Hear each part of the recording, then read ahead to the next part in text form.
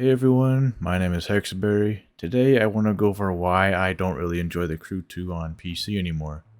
I recently started this game up again to see if it was active at all PvP wise, and just to get a general refresher on the physics and everything else.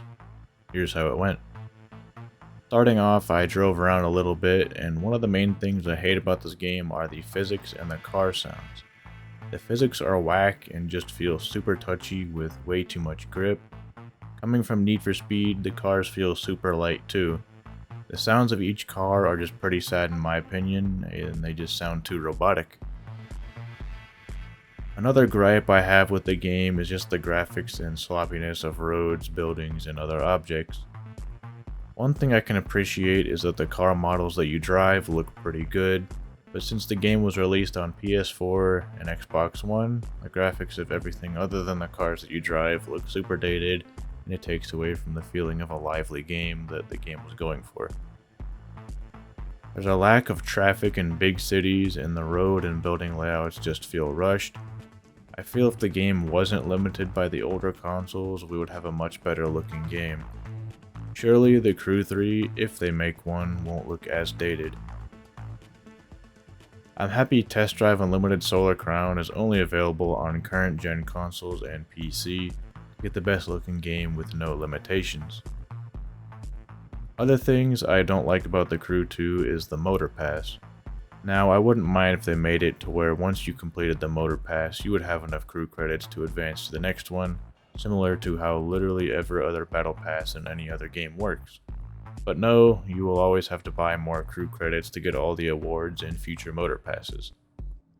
This is really lame coming from Ubisoft, a multi-million, possibly multi-billion-dollar corporation. The game isn't even free to play. Most people like myself bought the game at full price or maybe on sale. I also hate the fact that every performance part I unlock and I don't install to any car will automatically go to a stupid mailbox that will eventually fill up and cause unnecessary clutter. Either make the mailbox infinite and just let us filter the parts by part type and rarity, or just remove the mailbox system completely. I also don't like games that copy the style of other games, such as the Crew 2 copying Forza Horizon's festival type gameplay. It's getting stale, and having to play the game each week for some mid-tier rewards is honestly just super boring. I miss the factions of the Crew 1 and just having other things to work towards. Next, I'll just go over gameplay in general. My sessions now, if I decide to play the Crew 2, go like this. I boot up the game, I drive a car for a few minutes, I switch to a different car, drive that car for a few minutes, switch to a plane, and then back to a car, and then I get bored and try out PvP. Somehow for this video, I found the exact amount of people needed to participate in one single race. PvP in this game is a mess. In order to start it, you have to go to one of the HQs in the game, walk over to a tent, and sit there while you wait an unreasonable amount of time. If you are able to find a match, you then vote on a race and have a very short amount of time to pick the car you want to use. Out of the 100 or so cars that you can have, you are racing against the clock to pick one specific car in a horizontal, single row list in almost no specific order. And if you don't find a car in time, well, good luck, you get something you didn't want to race in. The races are kind of boring too, with no collisions, no traffic, and insanely strong drafting mechanics. In the Crew 1, you had multiple fun PvP modes, collisions, and traffic, all of which should be added to the next game. Some good things to go over, I guess, about the game before I end this, is that I can agree that the car list is really good and they do a good job at adding cool cars to the game on a regular basis, each with a really good model detail.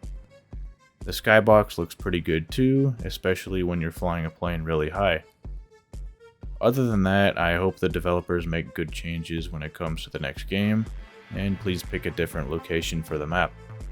If you are going to go with the United States again, go with a 1-to-1 scale and take your time on it so it feels different from the first two games. This is the end of the video. If you want to see some more content like this, hit the like button and subscribe so I can afford a nice car in the future. Check out my website yippieskippy.com and buy some channel merch, and don't hesitate to follow me on Twitter. Links will be in the description. Thanks for watching. See ya.